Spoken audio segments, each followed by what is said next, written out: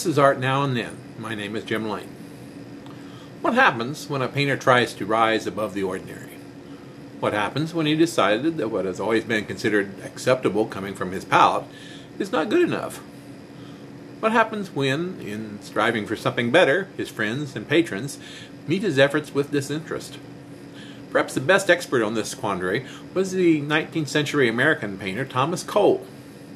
Cole was born in England in 1801, and had he remained there, he quite possibly might have been the happier man for it. Exposed at an early age to the academic style of the grand manner, he was already a self-taught amateur painter when his parents left the industrial cities of England and brought him to the Ohio and Pennsylvania frontier at the age of 17. The experience was overwhelming to the senses of the young man at the time. The virgin wilderness had a profound effect upon him. It flowered in his art.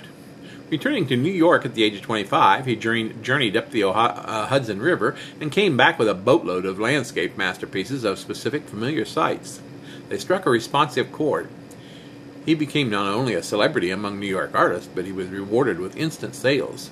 Some men would have been satisfied with such a fame and success, but Cole considered his work merely landscapes and yearned for a more serious painting success. So, in 1829, he broke free of his provincial ties and headed for Europe to travel, study, and paint with the best of them.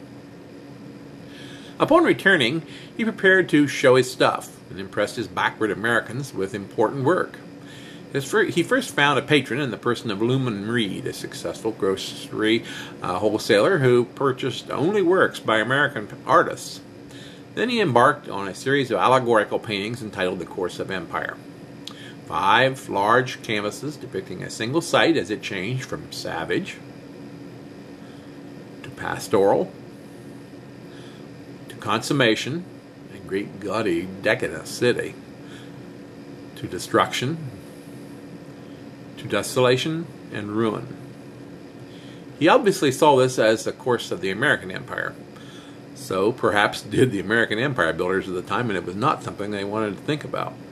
Whatever the case, the entire series was a bit heavy for American taste, and he quickly found himself back painting Hudson River scenes, such as his most famous, the Oxbow, a well-known scene overlooking the Connecticut River near Northampton. Undaunted, however, he didn't give up allegorical painting. He created another series of 5 paintings entitled The Voyage of Life in the 1840s, which was highly esteemed and successful in a series of engraved prints, as well as a huge fantasy painting entitled The Architect's Dream, for an architect friend of his.